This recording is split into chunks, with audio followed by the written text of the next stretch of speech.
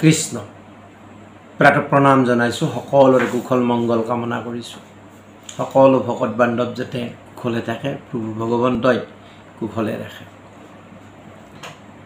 ভাগৱতত এটি ঘোষাত কৈছে যদ্যপি ভকতি নৱবিধ মাধৱ শ্ৰৱণ কীৰ্তন তাতো মহাশ্ৰেষ্ঠত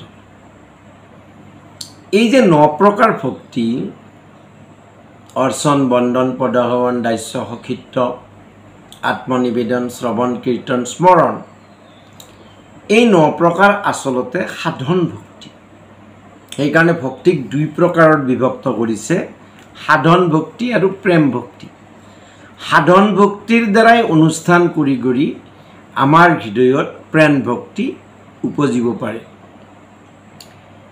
শ্ৰীমদ ভাগৱত মহাপুৰাণৰ 7ম স্কন্ধত প্ৰহ্লাদে কৈছে দৈত্য শিশুসকলক শ্ৰৱণম কীৰ্তনম বিষ্ণুঃ স্মৰণম পাদসেৱনম অৰ্চনম বন্দনম দস্যম সখ্যম আত্মনিবেদনম ইতি পুংসা অৰ্পিতা বিষ্ণু ভক্তি চ সেন্নবলক্ষণা ক্ৰিয়াতে ভগৱত্তদ্ধা তন অন্যঃ ধী উত্তমম এতিয়া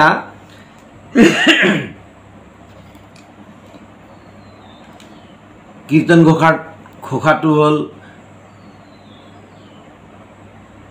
ও হৰি চৰণে লাগো শৰণ মাগো সেই ঘোষাটোত এই একে কথাখিনিকে কৈছে ভগৱানৰ আন এটা নাম হ'ল তেওঁ হ'ল কি অধ্যক্ষজ তেওঁ প্ৰাকৃত ইন্দ্ৰিয়ৰ অগোচৰ ঈশ্বৰ কি কৈছে ন চক্ষুষা পশ্যতি ৰূপম অস্য বেদত কৈছে ন চক্ষুষা পশ্যতি ৰূপম অস্য অনিৰ্বচনীয়মিদম বুলিও কয় ভগৱান তেওঁৰ ৰূপ আমি মন ইন্দ্ৰিয়ৰ দ্বাৰা বা বুদ্ধিৰ দ্বাৰা বা বাণীৰ দ্বাৰা জানিব নোৱাৰোঁ কেনেকৈ পাৰি সাধন ভক্তিৰ 9 প্ৰকাৰৰ যি সাধন ভক্তি তাৰ যদি অনুষ্ঠান কৰি থকা হয় তেতিয়াহ'লে কি হয় ইন্দ্ৰিয়ৰ প্ৰাকৃত যিটো ভাৱ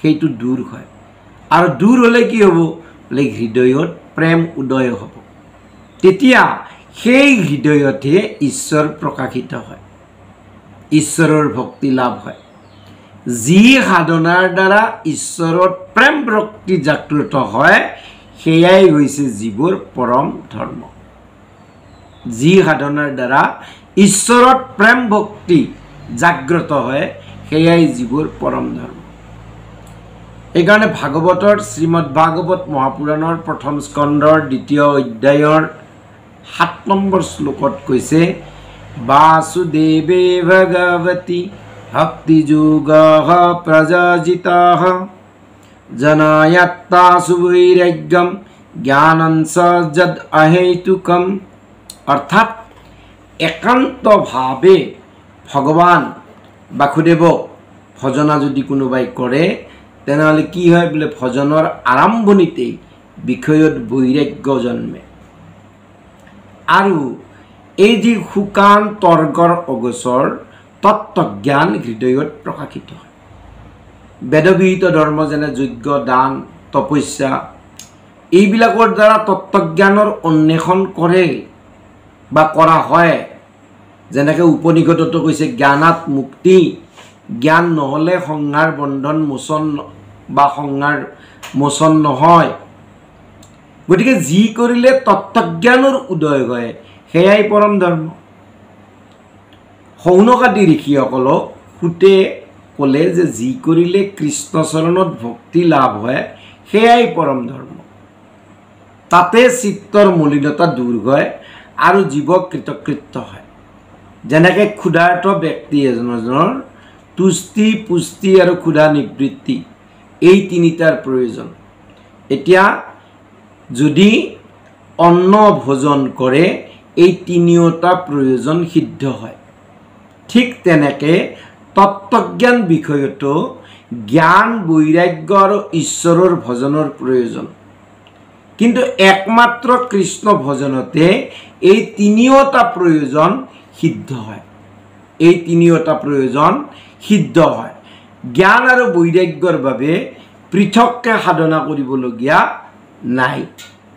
কিন্তু ভক্তি শূন্য জ্ঞানৰ দ্বাৰা ঈশ্বৰৰ প্ৰতি প্ৰেম অনুভৱ কেতিয়াও নহয়।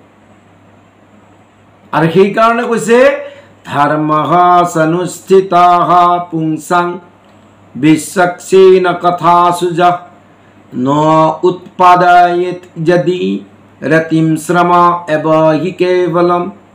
ধৰ্ম সৰ্বাংগ সুন্দৰ ৰূপত অনুষ্ঠান কৰিলেও যদি কৃষ্ণ কথাত ৰুচি নজন্মে তেন্তে সেই ধৰ্ম অনুষ্ঠান পণ্ডশ্ৰম মাত্ৰ। যি ধৰ্মই আপুনি আচৰণ নকৰক, যাগ যোগ তপ জপ তীৰ্থ ব্ৰত, কিন্তু যদি কৃষ্ণ কথাত ৰুচি নজন্মে তেনেহ'লে সেই ধৰ্মানুষ্ঠানক কি বুলি কৈছে? পণ্ডশ্ৰম বুলি কৈছে মাত্ৰ। ধৰ্ম অধৰ্ম সম্বন্ধে ভগৱত কৃপা অবিহনে কোনেও বুজিব নোৱাৰে। যদি জানিব লাগে তেন্তে আমি কি কৰিব লাগিব? ভগৱত ভক্ত সন্ত মহন্ত মহাজনৰ আশ্ৰয় ল'ব লাগিব। ধ্ৰুৱ, প্ৰহ্লাদ, ব্যাস, নাৰদ, শুক, অম্বৰীক সকলোৱে পৰম ভক্তসকলে কেৱল ভগৱানৰ প্ৰীতিৰ বাবে কৰ্ম কৰি জগতক উপদেশ দিছে। গতিকে আত্মাতকৈ প্ৰিয় বস্তু আন একো নাই। আমি নিজৰ প্ৰাণ বচাবলৈ বা নিজৰ আত্মাক বচাবলৈ আমি বাকী সকলো পৰিহাৰ কৰিব পাৰোঁ। যেতিয়া প্ৰাণৰ সমস্যা আহে, প্ৰাণক ৰক্ষা কৰাৰ সমস্যা আহে, তেতিয়া আমি কিন্তু বাকী ধন জন পুত্ৰ ভাৰ্যা চব এৰিব পাৰোঁ। প্ৰাণ ৰক্ষা কৰিব লাগে। কি ভাবোঁ যে প্ৰাণ যদি ৰক্ষা হয় পৰৱৰ্তী সময়ত আৰু হ'ব, দেহা থাকিলে বেহা। আৰু সেইকাৰণে বেদত কৈছে ন বাৰে সৰ্বস্য কামায় সৰ্বম প্ৰিয়ম ভৱতি আত্মনঃ। কামায় সৰ্বম প্ৰিয়ম ভৱতি বেদত কৈছে। ভগৱান আত্মাৰো আত্মা। কৃষ্ণম এনেম বেহি তম আত্মনম অখিলাত্মনম। ভাগৱতত কৈছে কৃষ্ণৰ প্ৰতি যদি প্ৰেম নজন্মে সকলো ধৰ্ম কৰ্ম বিফল। কিয়? কৃষ্ণ আত্মাৰো আত্মা। গতিকে বিষয় আসক্ত ব্যক্তি বিষয়ৰ মোহত সেই পৰম বস্তুটোকে পাহৰি থাকে। আমি আচলতে নিজৰ কাৰণে একো কৰা নাই। যি কৰি আছোঁ এই ম্ৰিয়মান দেহটোৰ কাৰণে আৰু দেহৰ লগত সম্পৰ্কিত পুত্ৰ ভাৰ্যা ধন জন গৃহ জ্ঞাতিগণ এইবিলাকৰ কাৰণে কৰি আছোঁ। নিজৰ কাৰণে কিন্তু একোৱে কৰা নাই। কাৰণ না আমি জীৱনত কিবা লগত লৈ আহিছোঁ আৰু না মৃত্যুৰ পিছত আমি কিবা লৈ যাব পাৰিম। এই সমস্ত যিবিলাকক এতিয়া মূল বুলি ভাবি আছোঁ, মুখ্যতম বুলি ভাবি আছোঁ, এই বস্তু একোৱে মোৰ লগত নাযায়। যেনেকৈ খালী হাত আহিছোঁ খালী হাতে যাব লাগিব। আৰু সেইকাৰণে বিষয় আসক্ত যদি হয় ব্যক্তি, সেইসকলে কি ভাবে? এই মাত্ৰ সংসাৰখনকে সাৰ বুলি মানে, কিন্তু নিজৰ কাৰণে সি একো নকৰে।